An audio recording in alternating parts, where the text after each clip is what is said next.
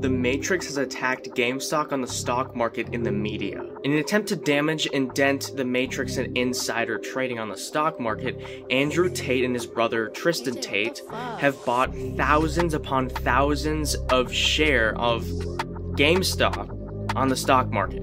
To combat this, of course, the elites paid the media to attack GameStop and say to forget about it.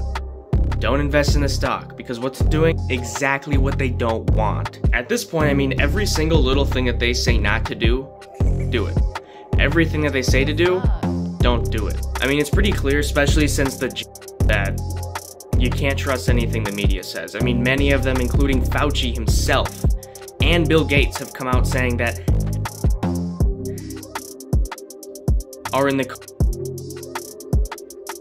when they literally said just a year or two ago that the safe and effective.